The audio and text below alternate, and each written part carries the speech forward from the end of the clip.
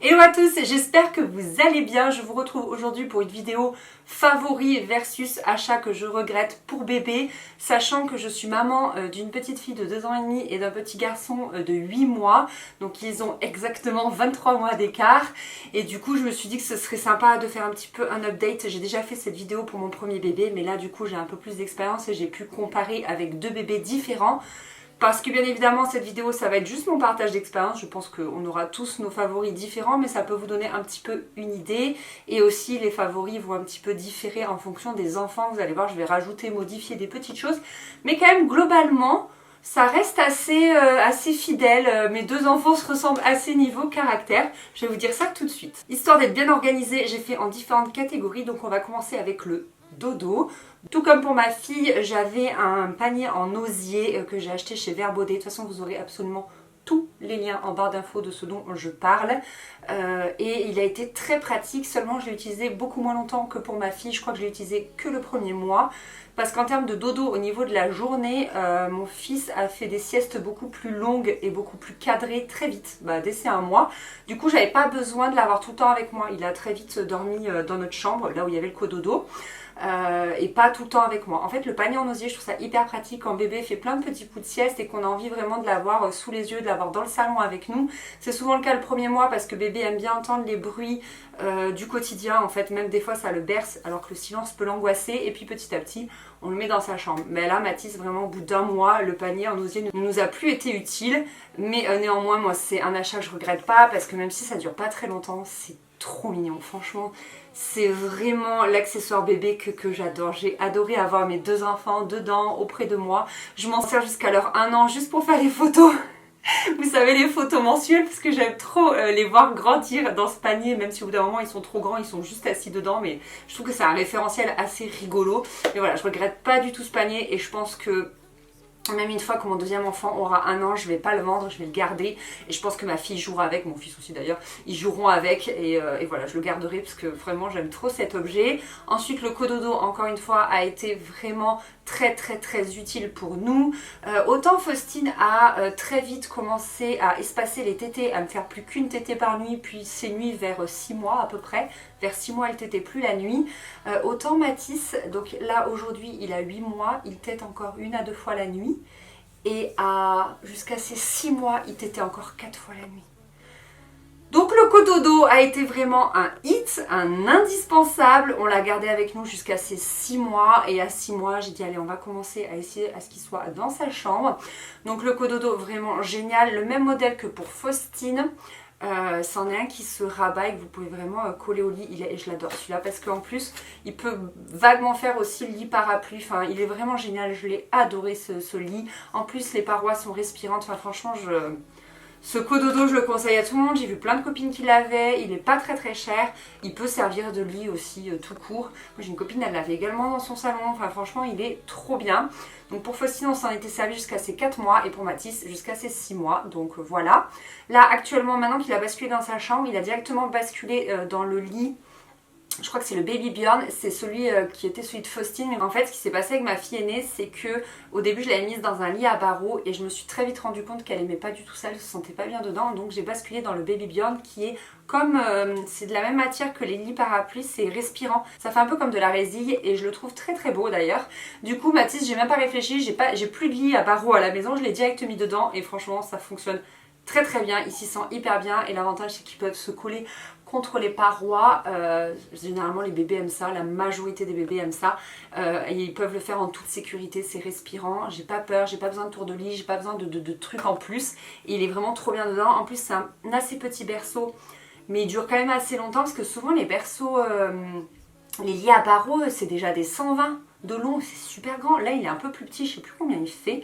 Et du coup voilà, c'est assez cocooning pour bébé et donc vraiment je suis ravie de ce lit. Vraiment pour les couchages, j'ai tout gardé de ma fille aînée. Il y a juste voilà, le lit à barreaux que j'avais vendu parce que je me suis rendu compte que ça convenait pas à ma fille aînée. Mais tout le reste je l'ai gardé et c'est toujours nickel pour Mathis. À l'endormissement, les peluches de bruit blanc, c'est encore une fois un succès pour mon deuxième enfant. Celle-ci c'est celle de mon aîné, donc c'est la baleine Flo. Pareil, vous aurez tous les liens, vraiment tous les liens en barre d'infos de cette vidéo. Donc c'est une petite peluche qui à l'intérieur a un boîtier. Ma maman a changé la fermeture éclair tellement Faustine s'en est servie. Faustine, ma fille, à 2 ans et demi, elle s'en sert encore. Elle dort encore avec, c'est toujours encore un succès pour nous. Voilà, donc vous pouvez mettre les bruits du cœur. Attendez, je vais vous faire écouter. Vous pouvez mettre les bruits du cœur, la pluie ou de la musique. Celle-ci, c'est la musique de Faustine, ma fille. Et celle-ci, c'est la musique de Mathis, mon deuxième. Vous pouvez mettre plus ou moins fort. Et surtout, ce qui est génial, c'est que vous pouvez mettre pour que ça parte pour 15 minutes, 30 minutes ou 1 heure. Une fois que c'est terminé, ça s'éteint. Mais quand bébé se met à pleurer ou bouge et tape dessus, ça se redéclenche pour 15 minutes. Et franchement, mais ça a aidé pour l'endormissement autonome de ma fille. À ses 1 an, elle a commencé à s'endormir vraiment seule, sans souci. Et encore aujourd'hui, là, la nuit dernière, elle a un petit peu pleuré dans son sommeil. La baleine s'est déclenchée, ça l'a apaisée direct, elle s'est rendormie. Et on est en train de mettre là en place la même chose pour Mathis. Et là, pour le moment, ça l'aide surtout pour l'endormissement, mais il n'est toujours pas sur un endormissement autonome. Pas du tout, on essaye un petit peu de le mettre en place, mais ça fonctionne pas, donc on s'acharne pas plus. Mais lui, du coup, il a un petit renard. Je suis pas allée le chercher, mais voilà, lui il a un petit renard orange qui est trop mignon. Franchement, j'adore ses peluches et depuis je n'offre que ça à mes copines. Tellement je suis fan parce que franchement c'est trop bien. Et Mathis n'en a pas eu besoin, mais Faustine a eu besoin d'être apaisée. Au début, quand elle était bébé, je lui mettais les bruits du cœur. Voilà, Mathis, on est direct passé à la musique. Parce que voilà. Ensuite, la tortue. Vous savez, en fait, c'est une tortue qui fait hop, de la lumière, ça se projette au plafond. Elle fait également le bruit des vagues. Je sais pas si vous allez entendre.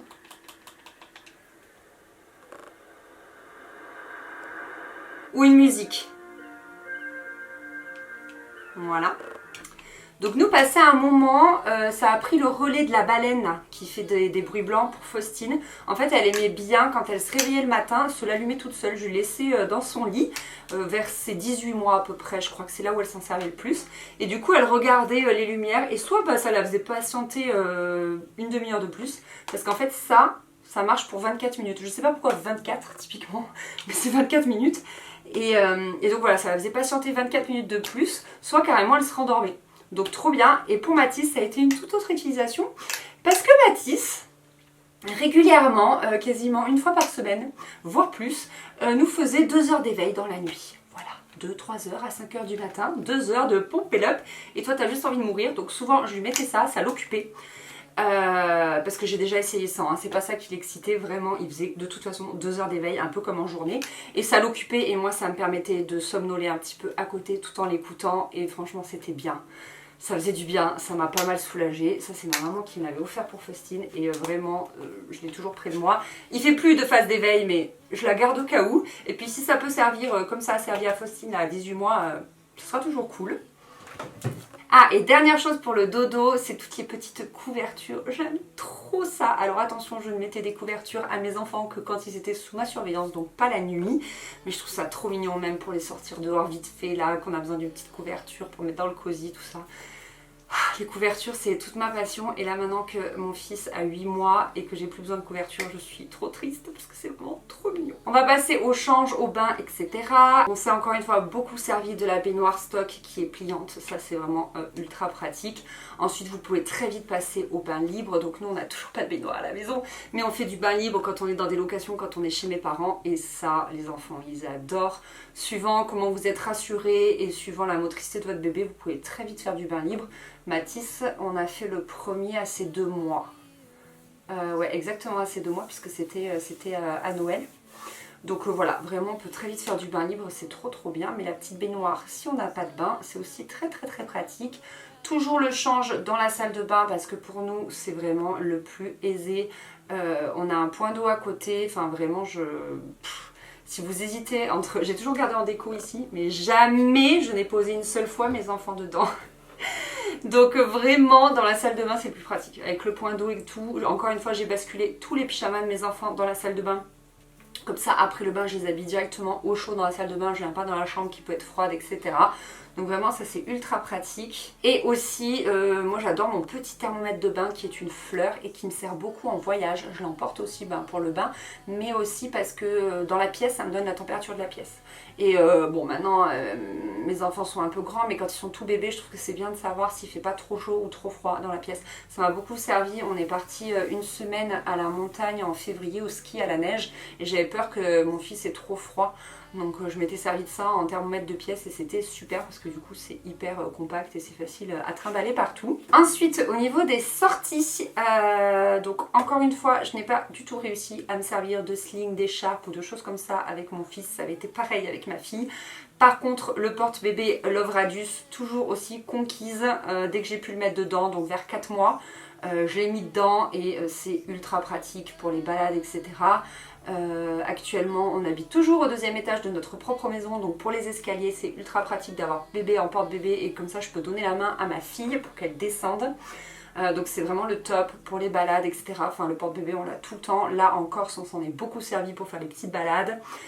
Quand bébé est récalcitrant à s'endormir, vous le mettez en porte-bébé, vous allez vous promener en 10 minutes, c'est réglé. Ça a fonctionné pour ma fille et pour mon fils. Enfin, vraiment, c'est vraiment top. Donc le nôtre, c'est un Love Radius et vraiment, je l'adore. Pareil, je vous mettrai le lien.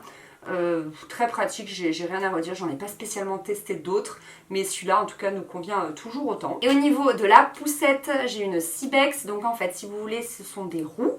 J'ai le Cozy, donc la coque qui est le siège auto et qui se met sur une base isofix dans ma voiture et après hop je peux le clipser sur les roues, donc ça c'est ultra pratique, je me sers que de ça quand je vais faire mes courses, quand je vais au resto ou en balade avec la voiture. Par contre, si je me promène depuis chez moi, sur les roues, on pouvait également fixer un couffin. Donc ça c'est chouette parce que bébé est très confortable, il peut dormir dedans, etc. Donc ça on s'en sert généralement jusqu'aux 6 mois de l'enfant, en fonction de sa corpulence, n'est-ce pas? Mathis est assez grand et assez costaud, donc très vite il a été à l'étroit dedans. Et ensuite vous avez également le siège poussette classique qui se fixe sur ces mêmes roues. Et là actuellement on se sert de ça pour les balades. Voilà, donc c'est vraiment pratique d'avoir tout ça pour vraiment varier les plaisirs, j'ai envie de dire. Après, si vous hésitez et si vous voulez pas tout prendre, je dirais que le moins utile, c'est vraiment ce cocon, là, l'espèce de nacelle. Ça, c'est le truc qui sert le moins longtemps. Il peut très bien rester dans le siège auto pour les balades, par exemple. Voilà, mais vous avez forcément besoin du siège auto et du siège poussette classique.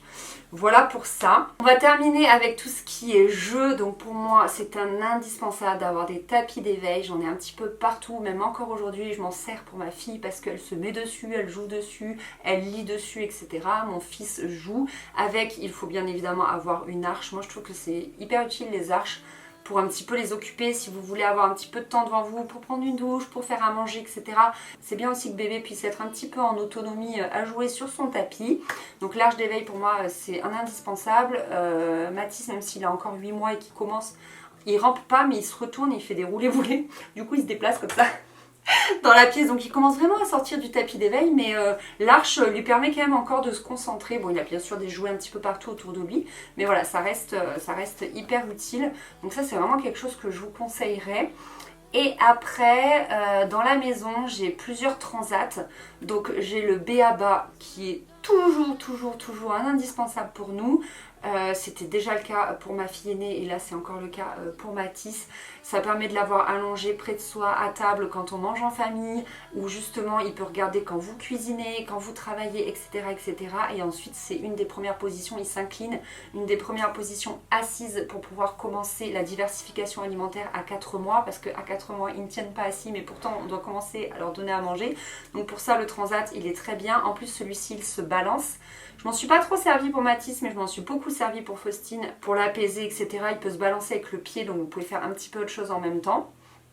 Et là, on s'en sert encore toujours, mais je pense que d'ici vers 10-11 mois, voilà, vous n'en avez plus besoin, mais du coup, ça sert quasiment une année, donc c'est vraiment très pratique. En termes de chaise haute, là j'ai une Charlie Crane, j'ai gardé ma précédente qui est la stock parce que j'ai 2 enfants maintenant qui tiennent dans des chaises hautes. Faustine pourrait tenir sur une chaise classique, mais à partir du moment où j'ai monté la Charlie Crane, elle ne voulait plus que monter dans la Charlie Crane, elle ne voulait plus monter dans sa stock. Donc je garde les deux. Normalement la stock restait pour Faustine et la Charlie Crane pour Mathis, mais finalement Mathis va dans la stock et Faustine dans la Charlie Crane. Enfin vous voyez, les enfants de 2 ans et demi, c'est très têtu et c'est difficile de faire autrement. Donc du coup on la laisse monter où elle le souhaite. Mais vraiment je préfère la Charlie Crane, je la trouve beaucoup plus confortable. La stock, je vous l'avais déjà dit dans une précédente vidéo, c'est un de mes grands regrets. Comme le lit à barreaux, c'est un stock aussi. Vraiment, les lits à barreaux et la chaise haute transat stock, j'en suis pas du tout contente. Je les trouve vraiment pas pratiques. Donc, c'est pas du tout quelque chose que je vous conseillerais. Voilà, et l'autre aussi, on a un autre transat qui est au sol cette fois-ci, qui est un Charlie Crane aussi, et il est ultra pratique parce que soit vous pouvez glisser bébé dedans, du coup c'est pas compliqué de l'attacher et tout, soit moi j'attache pas Mathis en fait parce qu'il en sort pas, comme il a une forme un peu... comment dire, un peu cocooning, et bien il tient bien dedans et l'enfant ne risque pas d'en sortir. Alors bientôt quand il va vraiment commencer à se mettre assis, peut-être ça pourra être dangereux, il faudra vraiment que je l'attache, mais pour le moment j'ai eu aucun problème. Et du coup c'est ultra pratique pour moi, je vais vous expliquer pourquoi je l'attache pas, je le fais pas non plus juste pour mettre en danger mon enfant. C'est juste qu'en fait ça me permet de poser très rapidement Mathis, de mettre mes chaussures, mettre mon manteau et de le reprendre en fait. J'avais vraiment ce souci avec Faustine au début où je savais pas où la poser pour mettre mon manteau et mes chaussures, vous voyez, parce que j'avais rien dans l'entrée. Et là, depuis que j'ai mis ce transat dans l'entrée, c'est ultra pratique. Je mets mes chaussures, je mets mon manteau, j'aide Faustine à mettre ses chaussures et son manteau. Normalement, elle fait toute seule, mais des fois, maman, tu peux me le faire. Bon, d'accord. Et après, je reprends Mathis et on y va. Donc, c'est trop pratique, vraiment. Voilà, tant qu'il ne tient pas assis ou debout, c'est ultra pratique pour pouvoir poser son enfant et vite s'habiller pour pouvoir sortir. Donc ça vraiment c'est une belle découverte pour moi. Le Transat Charlie Crane, vraiment je l'aime trop. Je l'ai pris en bleu orage, il est trop beau et en plus ouais, le Transat est joli dans l'intérieur, ça dénote pas du tout avec mon intérieur, donc c'est cool. Et sinon j'avais un autre Transat qui est un B.A.B.A. où l'enfant peut se balancer tout seul, et celui-ci il est chez mes parents. Du coup, et ça m'aidait bien pareil pour poser Mathis dans les premiers mois chez mes parents, parce que mes parents ils n'ont pas de tapis d'éveil, ils n'ont pas de choses comme ça, et donc quand je restais chez eux, je mettais Mathis dans ce transat là et c'était cool. C'était vraiment cool, il est très pratique celui-ci aussi. Après ça va dépendre vraiment de vos besoins. Là je vous ai expliqué comment moi je m'en servais, mais c'est un petit peu à vous de voir. Comment les besoins que vous allez avoir en fait dans votre quotidien. Et enfin, je vais terminer rapidement avec les vêtements. Là, j'ai pas trop changé d'avis, c'est-à-dire que certes, les bodys qui se croisent, c'est très bien, mais je trouve que dès que bébé a 3 mois, je préfère les bodys qui se passent par la tête, parce qu'il y a trop de pression en fait, il y a trop de petits boutons partout et on met 2 heures à habiller bébé, je trouve ça tellement long, alors qu'au moins quand ça se passe par la tête, c'est bien. En plus souvent c'est des emmanchures américaines, donc quand bébé fait caca et que ça déborde, ce qui arrivait environ, je vous mens pas, ça arrivait 3 fois par jour à Mathis. Je sais pas comment il faisait caca cet enfant, mais à chaque fois, ça remontait sur les côtés, il y en avait partout. Et du coup, on enlève le body par le bas et comme ça, on ne salit pas la tête avec du caca, vous voyez. Et donc ça a été un indispensable pour Mathis. Parce que vraiment, autant Faustine, j'ai jamais eu de souci de caca débordant, autant Mathis, pourtant c'est les mêmes couches. Autant Mathis, la catastrophe, voilà. Donc du coup, les bodys qui s'enfilent par la tête, c'est trop bien parce que c'est plus facile à mettre et à enlever. On enlève par le bas. Et également, ce qui peut être vraiment bien, et ça j'en avais pas parlé, autant pour Faustine que pour Mathis, c'est quand ils font leurs dents, c'est les petits bavoirs comme ça, bandana, ultra pratique. Parce que quand ils font leurs dents, souvent ils bavent énormément. En tout cas, moi, mes 2 enfants, à chaque fois qu'ils ont eu des poussées dentaires, qu'est-ce qu'ils bavaient. Et donc ça permet de changer que le bavoir et comme ça ils sont pas trempés en fait. Parce que vraiment, je vous jure, ils bavent beaucoup. Donc ça c'est vraiment un indispensable. J'ai vu aussi qu'il y a des mamans qui s'en servaient beaucoup pour quand bébé régurgite beaucoup. Pareil, ça évite de changer toute la tenue. On change juste le bavoir. J'ai pas eu des enfants qui régurgitaient, donc ça je peux pas vous dire, mais j'ai vu ce retour là. D'ailleurs, en commentaire, n'hésitez pas vous à mettre vos favoris, vos indispensables et ou vos déceptions, parce que je sais que ça peut vraiment servir à certaines. Je sais qu'on est beaucoup à lire les commentaires, etc. Et ça peut vraiment servir à d'autres, donc n'hésitez pas. Parce que je trouve que c'est voilà, trop bien de partager, de voir un petit peu les expériences des unes et des autres. Je trouve ça très pratique et très intéressant. Et puis voilà, j'étais en train de regarder ma liste, mais je crois que je vous ai parlé de tout. Ah si, le babyphone. Toujours le même. J'ai le même pour Faustine, le même pour Mathis. Je crois que c'est un B.A.B.A. aussi. Je le trouve extraordinaire en termes de précision au niveau du son. En fait, ça peut être très fort. Donc je le mets vraiment très bas.